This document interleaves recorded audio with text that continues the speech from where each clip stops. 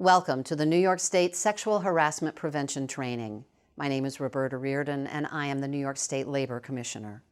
In recent years, the topic of sexual harassment in the workplace has been brought into the national spotlight, bringing with it renewed awareness about the serious and unacceptable nature of these actions and the severe consequences that follow. The term sexual harassment may mean different things to different people, depending on your life experience. Certain conduct may seem acceptable or have seemed acceptable in the past. That does not mean it is acceptable to the people we work with. The purpose of this training is to set forth a common understanding about what is and what is not acceptable in the workplace. New York State has long been committed to ensuring that all individuals have an equal opportunity to enjoy a fair, safe, and productive work environment. Laws and policies help ensure that diversity is respected and that everyone can enjoy the privileges of working in New York State. Preventing sexual harassment is critical to continued success. Sexual harassment will not be tolerated. This means any harassing behavior will be investigated, and the perpetrator or perpetrators will be told to stop. It also means that disciplinary action may be taken if appropriate. If the behavior is sufficiently serious, disciplinary action may include termination. Repeated behavior, especially after an employee has been told to stop, is particularly serious and will be dealt with accordingly. This interactive training will help you better understand what is considered sexual harassment.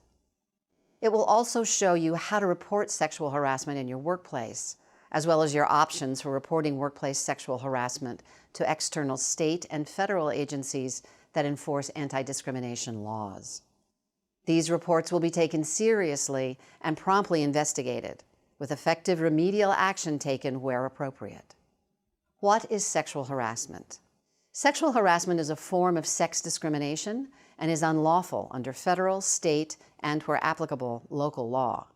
Sexual harassment includes harassment on the basis of sex, sexual orientation, self-identified or perceived sex, gender expression, gender identity, and the status of being transgender.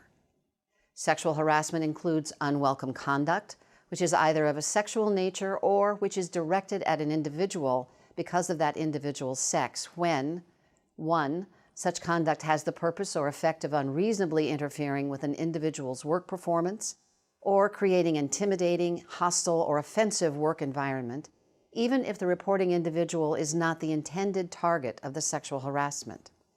2. Such conduct is made either explicitly or implicitly a term or condition of employment.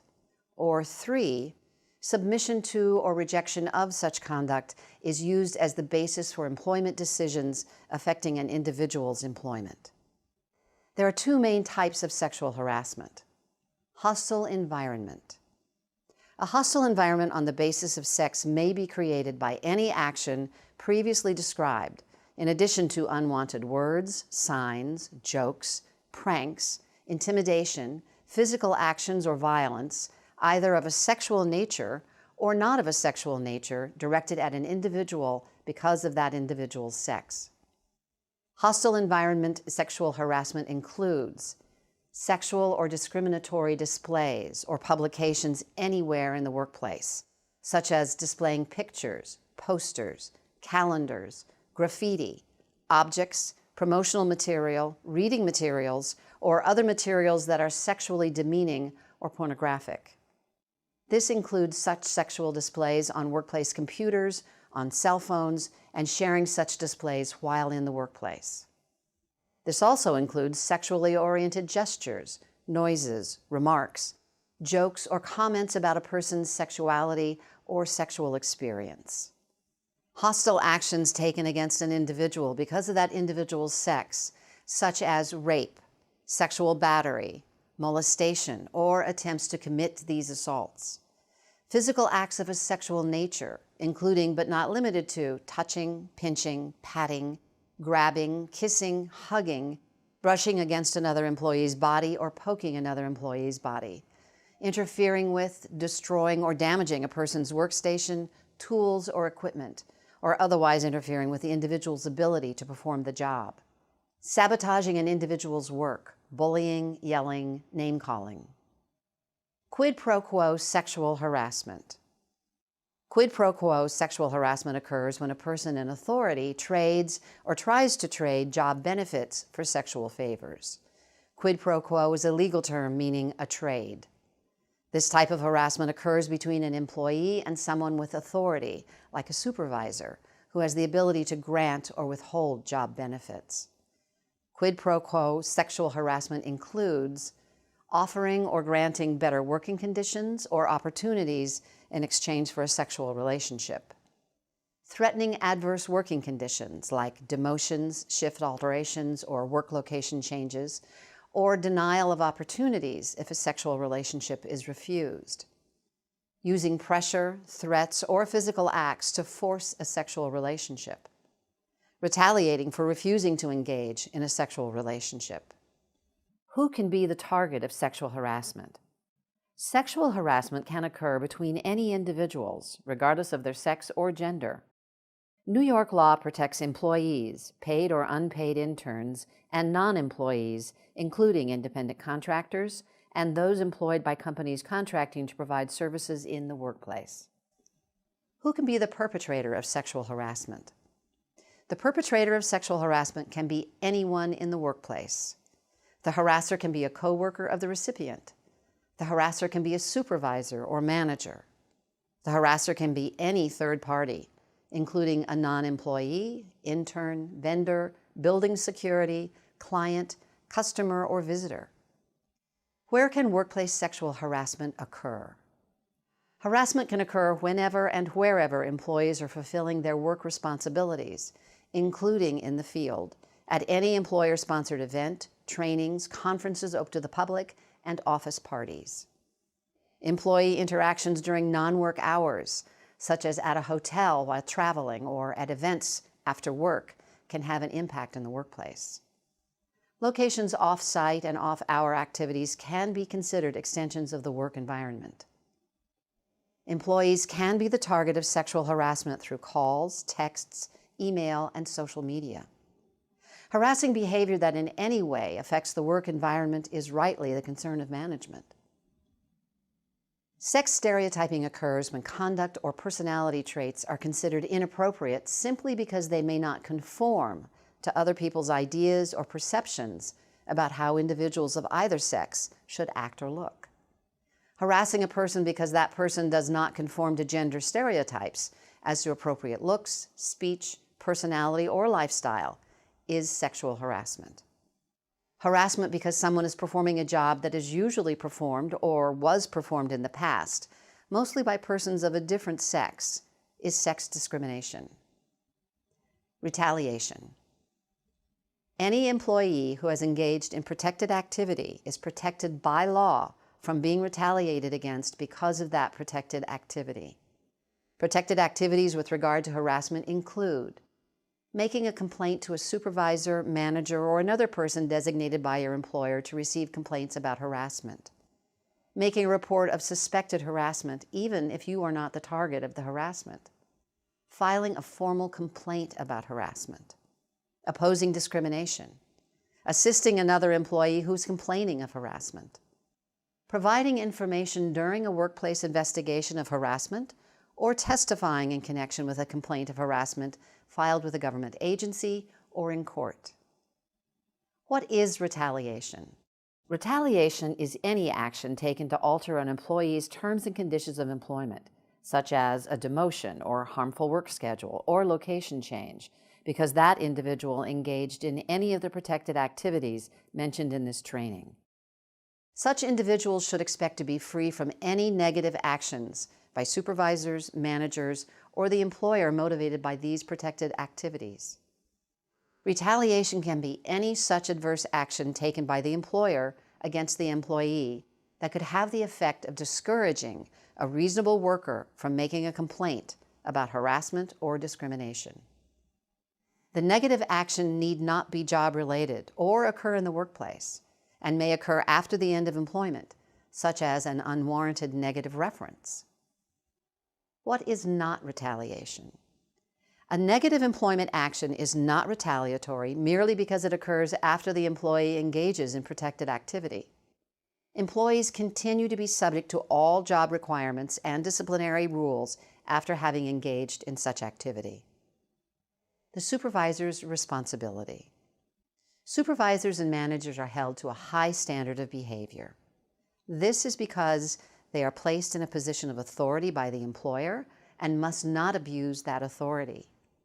Their actions can create liability for the employer without the employer having any opportunity to correct the harassment. They are required to report any harassment that is reported to them or which they observe. They are responsible for any harassment or discrimination that they should have known of with reasonable care and attention to the workplace for which they are responsible.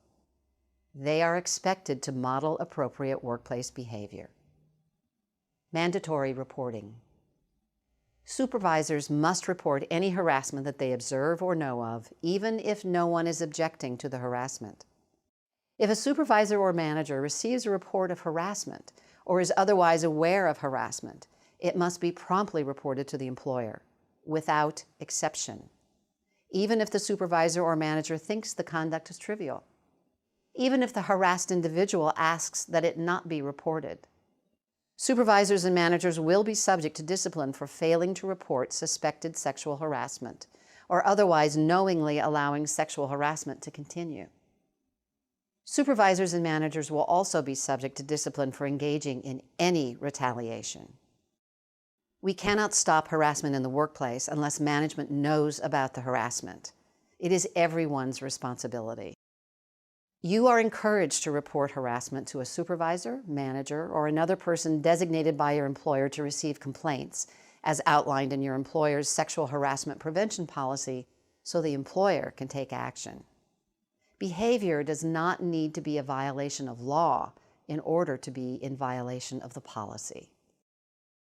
Your employer will provide you with a complaint form to report harassment and file complaints. But if you're more comfortable reporting verbally or in another manner, your employer is still required to follow the sexual harassment prevention policy by investigating the claims. If you believe that you have been subjected to sexual harassment, you are encouraged to complete the complaint form and submit it to your employer as outlined in your employer's sexual harassment prevention policy. You may also make reports verbally. Once you submit this form or otherwise report harassment, your organization must follow its sexual harassment prevention policy and investigate any claims. You should report any behavior you experience or know about that is inappropriate, as described in this training, without worrying about whether or not it is unlawful harassment. Individuals who report or experience harassment should cooperate with management so a full and fair investigation can be conducted and any necessary corrective action can be taken. If you report harassment to a manager or supervisor and receive an inappropriate response, such as being told to just ignore it, you may take your complaint to the next level as outlined in your employer's policy under legal protections and external remedies. Finally, if you are not sure you want to pursue a complaint at the time of potential harassment, document the incident to ensure it stays fresh in your mind. What should I do if I witness sexual harassment? Anyone who witnesses or becomes aware of potential instances of sexual harassment should report it to a supervisor, manager, or designee. It can be uncomfortable and scary, but it is important to tell coworkers that's not okay when you are uncomfortable about harassment happening in front of you. It is unlawful for an employer to retaliate against you for reporting suspected sexual harassment or assisting in any investigation. Investigation and corrective action. Anyone who engages in sexual harassment or retaliation will be subject to remedial and/or disciplinary action up to and including termination. Your employer will investigate all reports of harassment, whether information was reported in verbal or written form. An investigation of any complaint should be commenced immediately and completed as soon as possible. The investigation will be kept confidential to the extent possible. Any employee may be required to cooperate as needed in an investigation of suspected sexual harassment. It is illegal for employees who participate in any investigation to be retaliated against. Your employer also has a duty to take appropriate steps to ensure that harassment will not occur in the future. Your employer will conduct an immediate review of the allegations and take any interim actions as appropriate. Relevant documents, emails, or phone records will be requested, preserved, and obtained. Interviews will be conducted with parties involved and witnesses. The investigation will be documented as outlined in the sexual harassment policy. The individual who complained and the individuals accused of sexual harassment are notified of final determination and that appropriate administrative action has been taken. In addition to what we've already outlined, employees may also choose to pursue outside legal remedies. New York State Division of Human Rights, DHR. A complaint alleging violation of the human rights law may be filed either with DHR or in New York State Supreme Court. Complaints may be filed with DHR at any time within 1 year of the alleged sexual harassment. You do not need to have an attorney to file. If an individual did not file at DHR, they can sue directly in state court under the human rights law within 3 years of the alleged sexual harassment. An individual may not file with DHR if they have already filed a human rights law complaint in state court. For more information, visit www.dhr.ny.gov. United States Equal Employment Opportunity Commission, EEOC. An individual can file a complaint with the EEOC anytime within 300 days from the alleged sexual harassment. You do not need to have an attorney to file. A complaint must be filed with the EEOC before you can file in federal court. For more information, visit www.eeoc.gov. If an individual files an administrative complaint with DHR, DHR will automatically file the complaint with the EEOC to preserve the right to proceed in federal court. Local protections. Many localities enforce laws protecting individuals from sexual harassment and discrimination. You should contact the county, city, or town in which you live to find out if such a law exists. Harassment may constitute a crime if it involves things like physical touching, coerced physical confinement, or coerced sex acts. You should also contact the local police department. Other types of workplace harassment. Workplace harassment can be based on other things and is not just about gender or inappropriate sexual behavior in the workplace.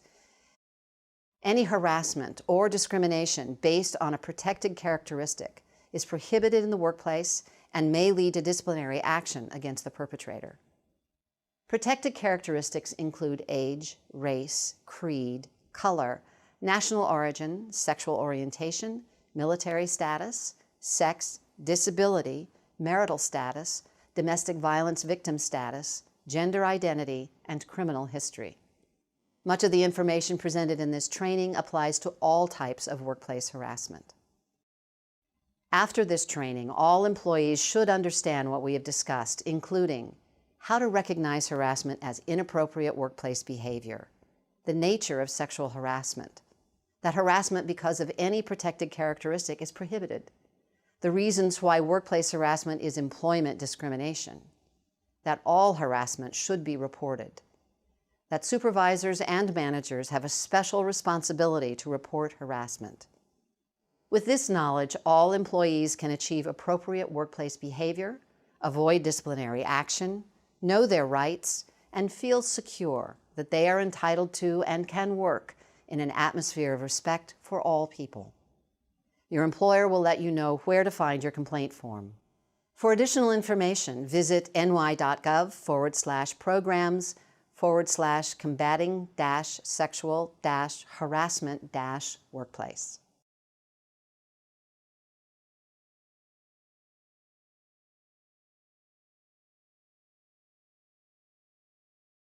Sexual harassment case studies.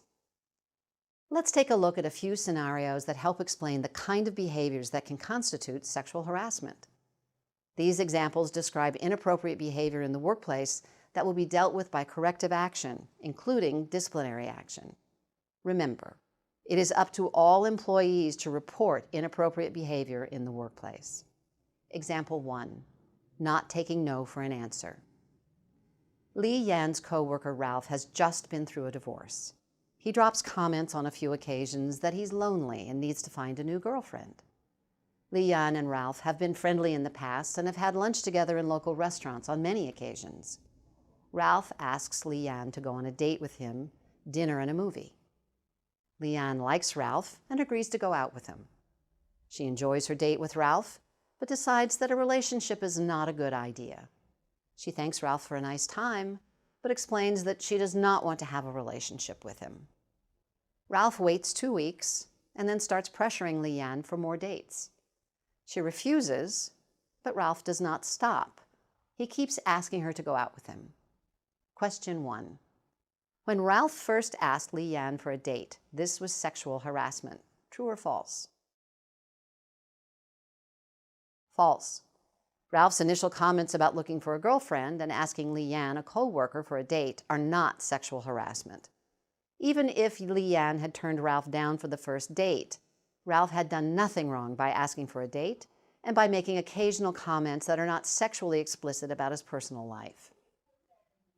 Question 2. Leanne cannot complain of sexual harassment because she went on a date with Ralph. True or false? False. Being friendly, going on a date, or even having a prior relationship with a coworker does not mean that a coworker has a right to behave as Ralph did toward Leanne. She has to continue working with Ralph, and he must respect her wishes and not engage in behavior that has now become inappropriate for the workplace. Leanne complains to her supervisor, and the supervisor, as required, reports her complaint to the person designated by her employer to receive complaints. Ralph is questioned about his behavior, and he apologizes. He is instructed by the designated person to stop. Ralph stops for a while, but then starts leaving little gifts for Leanne on her desk with accompanying love notes. The love notes are not overtly offensive, but Ralph's behavior is starting to make Leanne nervous, as she is afraid he may start stalking her. Question 3. Ralph's subsequent behavior with gifts and love notes is not sexual harassment because he's stopped asking Leanne for dates as instructed. He's just being nice to Leanne because he likes her. True or false? False. Leanne should report Ralph's behavior. She was entitled to have effective assistance in getting Ralph to stop his inappropriate workplace behavior. Because Ralph has returned to pestering Leanne after being told to stop, he could be subject to serious disciplinary action for his behavior. No job for a woman. Carla works as a licensed heavy equipment operator. Some of her male co-workers think it's fun to tease her. Carla often hears comments like, "Watch out, here she comes, that crazy woman driver," in a joking manner. Also, someone keeps putting a handmade sign on the only porta potty at the worksite that says, "Men only." Question 1. Women in traditionally male jobs should expect teasing and should not take the joking comments too seriously. True or false? False. Whether Carla is being harassed depends in part on Carla's opinion of the situation. That is, whether she finds the behavior offensive. However, if at any point Carla does feel harassed, she is entitled to complain of the behavior and have it stopped, regardless of whether and for how long she has endured the behavior without complaint. Carla can always say when enough is enough. Question 2. Carla cannot complain because the site supervisor sometimes joins in with the joking behavior, so she has nowhere to go. True or false? False. Carla can still complain to the supervisor, who is then on notice that behavior bothers Carla and must be stopped. The supervisor's failure to take Carla's complaint seriously constitutes serious misconduct on his or her part. Carla can also complain directly to the person designated by her employer to receive complaints, either instead of going to the supervisor or after doing so. The employer is responsible for ensuring that all employees are aware of its anti-harassment policies and procedures. Some of Carla's other co-workers are strongly opposed to her presence in the traditionally all-male profession. These co-workers have sometimes said things to her like, "You're taking a job away from a man who deserves it. You should be home with your kids. And what kind of a mother are you?" Also, someone scratched the word bitch on Carla's toolbox. Question 3. These behaviors, while rude, are not sexual harassment because they are not sexual in nature. True or false? Behaviors are directed at her because she is a woman and appear to be intended to intimidate her and cause her to quit her job. While not sexual in nature, this harassment is because of her sex and will create a hostile work environment if it is sufficiently severe or frequent. Carla complains about the jokes and other behaviors. An investigation is conducted. It cannot be determined who defaced Carla's toolbox. Her co-workers are told to stop their behavior or face disciplinary charges. The supervisor speaks with Carla and tells her to come to him immediately if she has any further problems. Carla then finds that someone has urinated in her toolbox. Question 4. There is nothing Carla can do because she can't prove who vandalized her toolbox. True or false? False. Carla should speak to her supervisor immediately or contact any other person designated by her employer to receive complaints directly. Although the situation has become very difficult, it is the employer's responsibility to support Carla and seek a solution. An appropriate investigation must be promptly undertaken, and appropriate remedial action must follow.